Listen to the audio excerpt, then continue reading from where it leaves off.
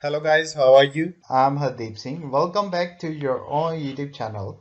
IELTS updates and recent exams. For more updates related to recent IELTS exam writing test topics, listening, reading, practice test, and speaking, you got guesswork. Please guys participate in everyday listening and reading practice test to achieve your desired band score in your actual IELTS exam. Please hit the like and subscribe button. Press the bell icon for the upcoming notifications. Don't forget like, subscribe and share my YouTube channel and my Facebook page, IELTS updates and recent exams. You will hear the introduction to a lecture on consumer habits. First, you have some time to look at questions 1 to 4.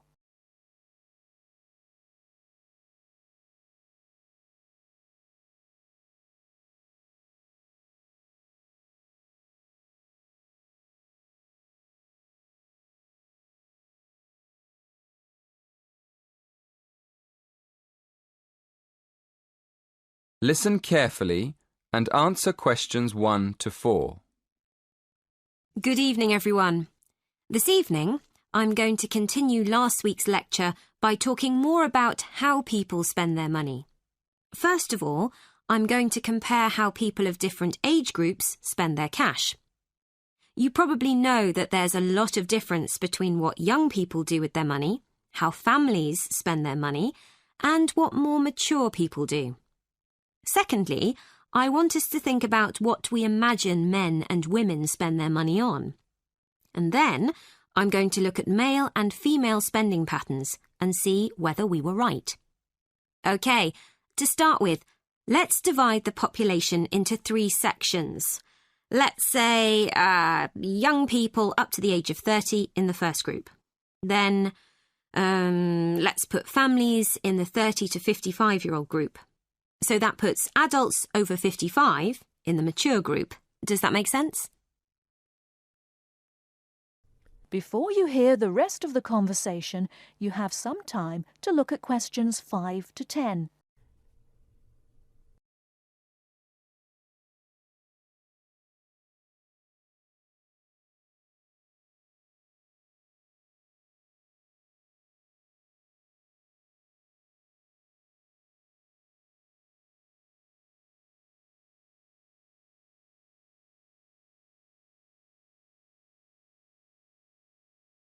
Now listen and answer questions 5 to 10. Right, well, I found that the first group, that's young people up to the age of 30, mostly spend their money on clothes, music and entertainment. That's not really very surprising, is it? Although I must admit, I thought they might spend a lot on cars and travelling around. So, the next group is what I've called families, people in the age group from 30 to 55. Naturally, as I expected, this group spends most of its money on food, toys and trips out. But I was surprised to find that people aged between 30 and 55 spend most of their money on furniture and kitchen equipment. I suppose it's logical if you think about it. People are usually improving their homes at that age, and household equipment is very expensive.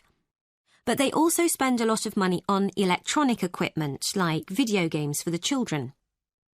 Now turning to the third group, that's people over 55. I thought they'd spend their money on gardening tools and electronic equipment, but I was wrong again. People in the over 55s group spend most money on new cars and days out. So, what did we think about how men and women spend their money? OK, well, we thought that young women would spend a lot on clothes and shoes, and that young men would buy more electronic equipment and cars. Well, when we look at the figures, we can see that we were right about the men. Young men spend twice as much as women on cars and computers. But, and this is interesting, we were wrong about the women. I was surprised to find that young women spend much more on beauty treatments than they do on clothes and shoes. So we'll have to think about that again. And there's another interesting fact about young women. It looks as though young women are much more concerned about their diet than men. We found that although young women don't spend as much as men on eating out, they do spend a lot more on organic foods than young men. That is the end of part 1. You now have half a minute to check your answers.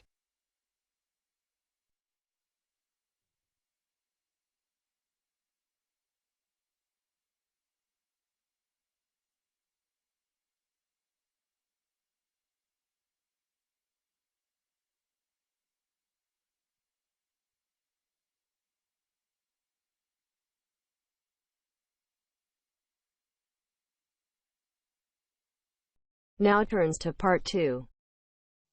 You are going to hear Dr. Joanna Robinson, the course director of a language learning centre, answering questions from reporters from the student newspaper.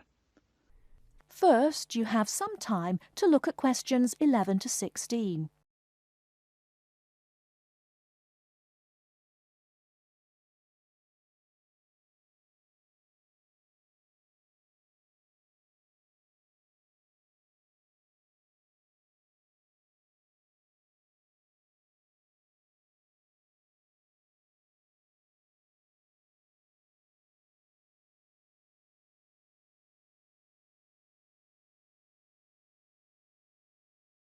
Now, listen carefully and answer questions 11 to 16.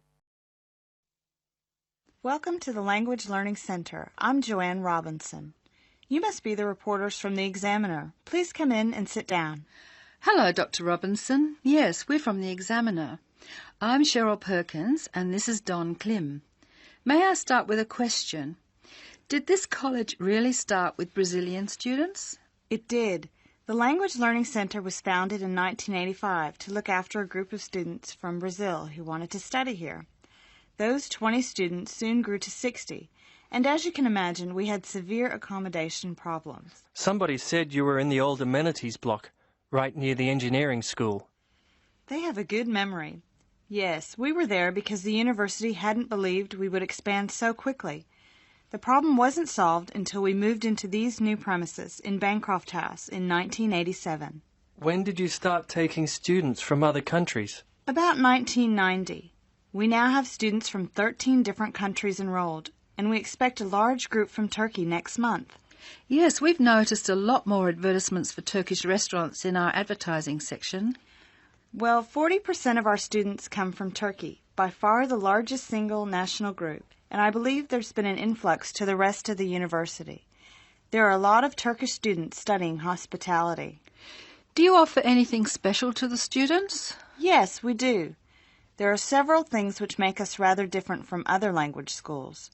English is certainly not restricted to English for academic purposes here. Sometimes we have extra classes for students who have particular courses in mind. And we have just said goodbye to a group of 30 Indonesian students who were preparing for a university course in agriculture. They came to us for English for farming, and they were with us for a long time. We miss them. How long do students usually stay at the Language Learning Centre? It varies, so I'll talk about the average.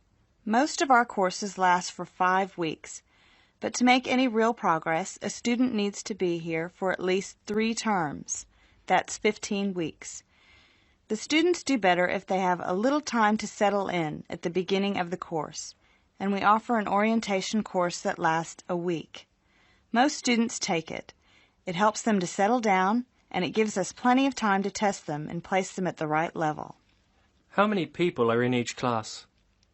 We sometimes go up to 18, but our average class size is 14 students, and some classes have as few as 7 participants. It depends on the needs of the group. You were saying that you miss your students when they go. How do you attract students? I mean, how do they hear about the Language Learning Centre in the first place? We're included in the university advertising and marketing, and we have our own website. The thing which works best for us, though, is word of mouth. Students who leave us often send us their friends. In fact, a student who arrived today was carrying a photograph for me of a former student and his baby. It sounds like a nice place to be. It is. A lot of our students make lasting friendships while they're here. Before you hear the rest of the talk, you have some time to look at questions 17 to 20.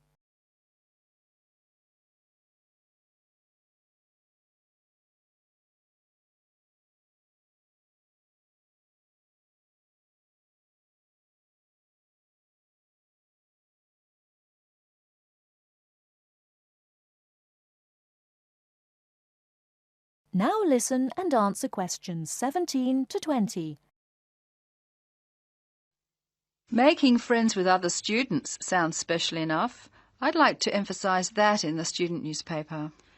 We do try to get our students to be part of the wider university. How do you do that? Do you encourage them to join the sports centre, for instance? Indeed we do. The Sports Center is always looking for active participants, particularly in soccer. Oh, and something else. You might like to mention that we don't teach just English here. I mean, we're a language center, not an English language center. You may learn Spanish, Mandarin, and Russian here, and we can sometimes offer other languages. This means we can have some students who are native speakers of those languages as conversation partners for English-speaking students. Who can do these courses? At this stage, any native speaker of English. What about the people who are learning English? Can they do a non-English language course? At this time, only if they've almost finished their English language course.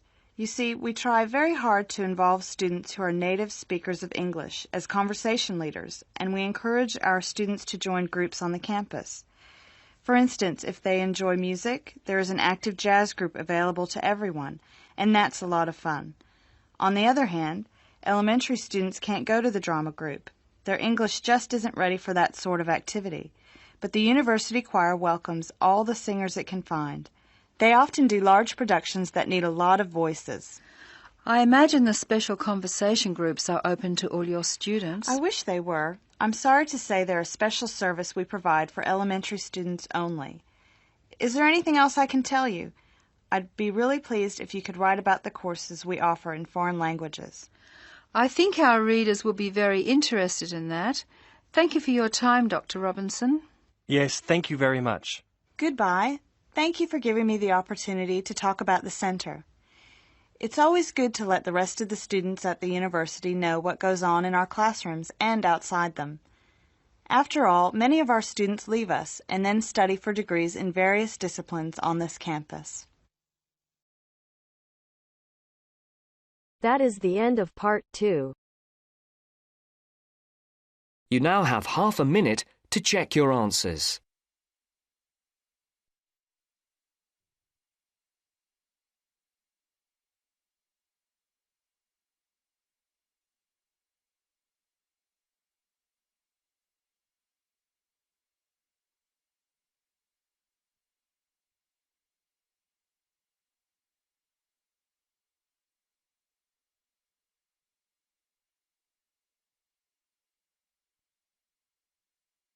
Now turns to part 3.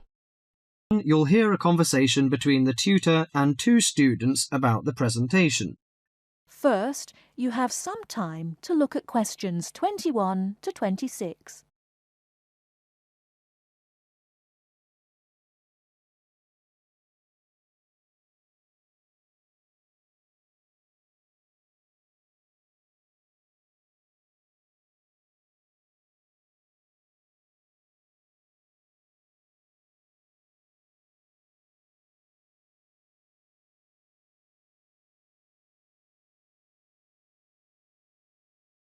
Now listen carefully and answer questions 21 to 26.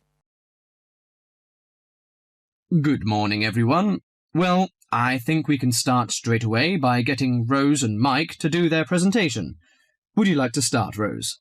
Yes, well, we've done a survey on local entertainment. Basically, we tried to find out how students feel about the entertainment in the town and how much they use it. Yes, so we've called our project Out and About. Yes, that's a good title, Out and About. We wanted to find out how well students use the entertainment facilities in town, whether they go to see the latest plays, films, that kind of thing. Now we have our own facilities on campus, of course. Yes, we deliberately omitted those, as we really wanted to examine outside entertainment in the town. Actually, there were a lot of areas to choose from, but in the end we limited ourselves to looking at 3 general categories: cinema, theatre and music. Right. Okay, well, first of all, cinema. In the town there are 3 main places where you can see films: There's the new multi-screen complex cinema, the old park cinema, and the late-night Odeon.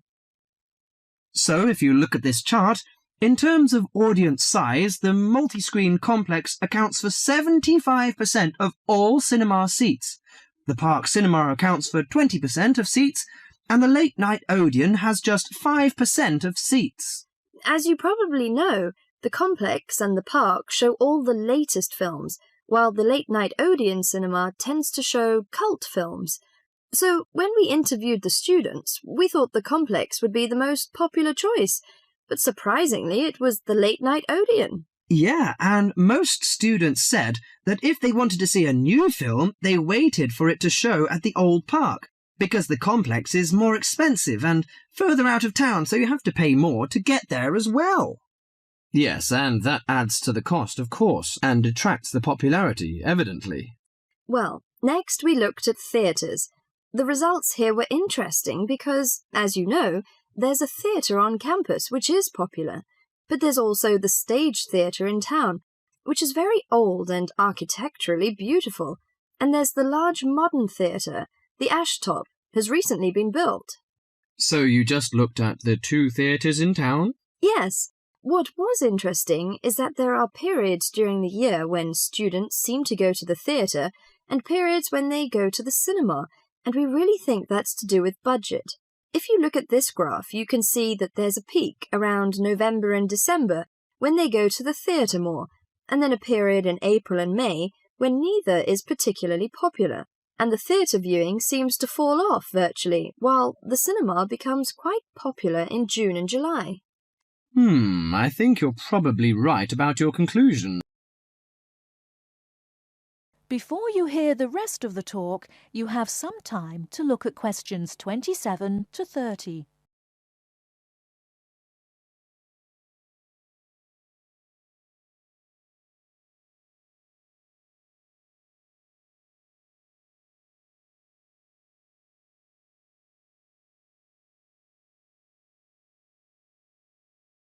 Now listen and answer questions 27 to 30. Well, lastly we looked at music, and this time we were really investigating the sort of small music clubs that offer things like folk or specialise in local bands. So not musicals as such. That's right. We looked at 3 small music venues and we examined the quality of the entertainment and venue and gave a ranking for these. A cross, meaning that the quality was poor, a tick, meaning it was okay, and 2 ticks for excellent. First of all, the Blues Club, which obviously specialises in blues music.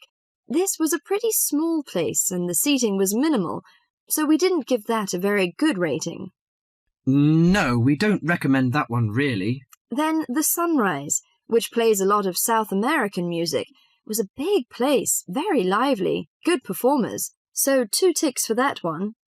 The Pier Hotel is a folk venue, a good place for local and up-and-coming folk artists to play. Not the best of venues, as it's in a basement and a bit dark, but the quality of the entertainment was reasonable, and the lighting was very warm, so we felt it deserved an average rating. Finally, there's the Bald Rock Cafe, which features big rock bands and is pretty popular with students, and we enjoyed ourselves there as well, so total marks for that one. And then did you get any information from the students as to which of the clubs they preferred? That is the end of part 3. You now have half a minute to check your answers.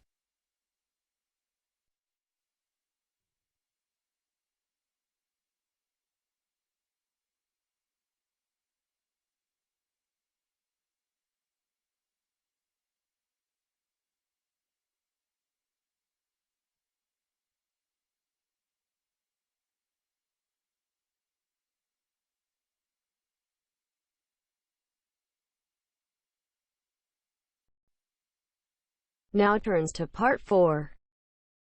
You will hear someone talking about art. Look at questions 31 to 35.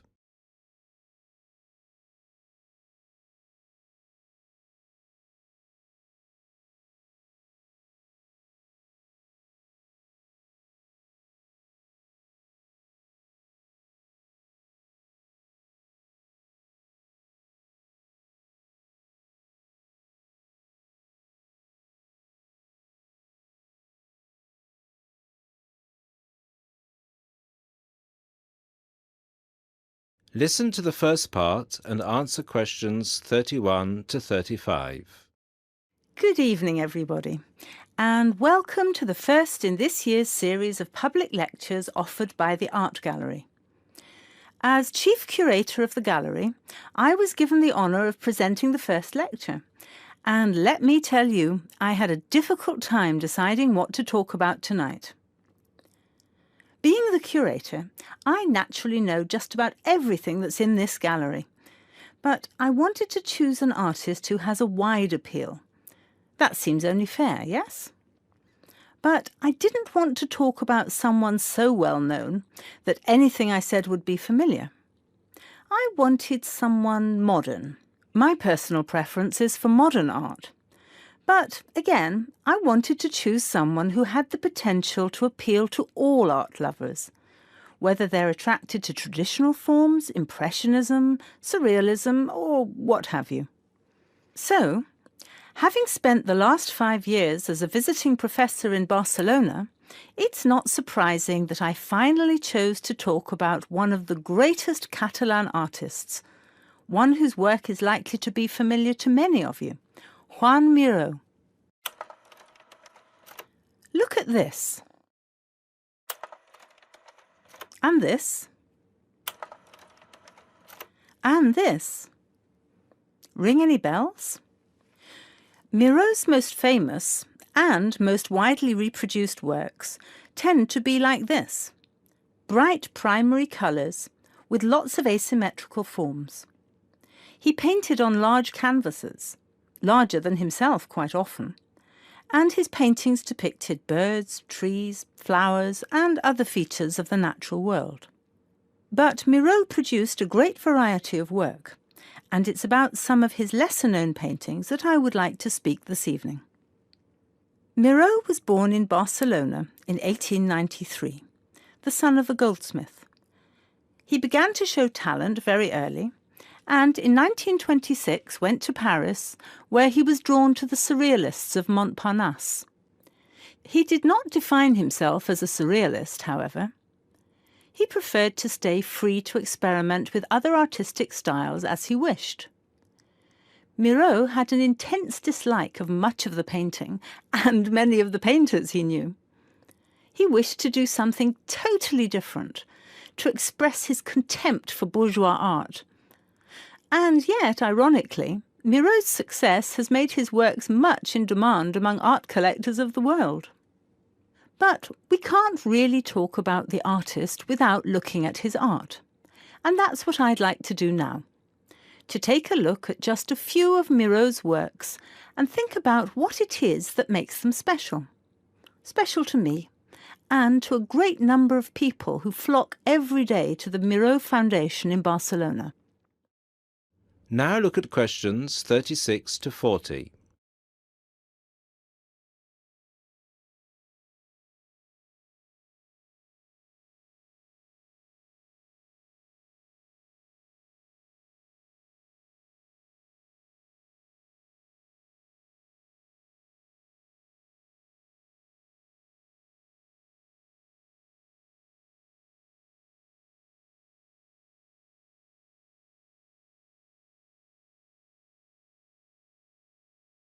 As the lecture continues, answer questions 36 to 40. Let's start with this. One of Miro's best-known and brightest works, Woman and Bird. A sculpture created in 1982. It is on display in a park in Barcelona, often known as the Joan Miró Park. A huge sculpture, towering up into the sky.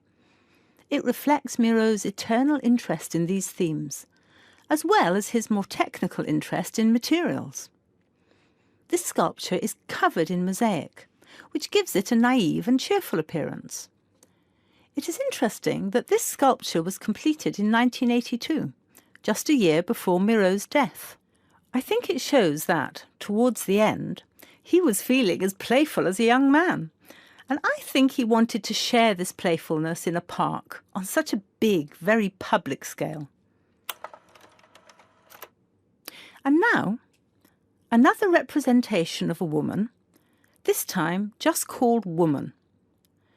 This was painted in 1976, a late work for Miro, and is a work we often see reproduced or on sale as postcards or posters in gallery shops around the world. So why is it so popular? I think the use of colour has something to do with it. People respond to these rounded shapes filled with primary colours, especially on a large canvas like this. Also, the fact that, while it is rather surreal, it is still possible to recognise the form of a woman and to see it as a sympathetic representation.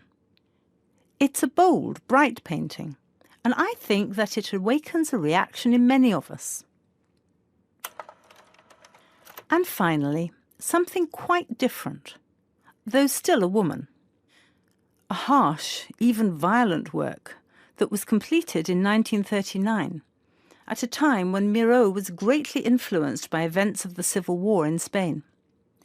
It's titled Seated Woman 2, but it can be hard to find the woman here, as she's been transformed into a rather horrendous creature. So is that how Miro viewed women? As grotesque? Not at all. This picture can also be seen as strong, with a huge base and solid shoulders to support those who depend on her. In this painting, her arms and neck seem to grow as vegetation out of her shoulders, representing woman as a fertile ground, perhaps. We also see here the fish and birds, the moon and stars, so typical of Miro's work, making her a creature of nature and of the heavens as well. And that's all we have time for this evening, I'm afraid. I hope that you've enjoyed this brief look at Miro's work and that you will enjoy the other lectures that follow this one. Thank you and good night. That is the end of part 4.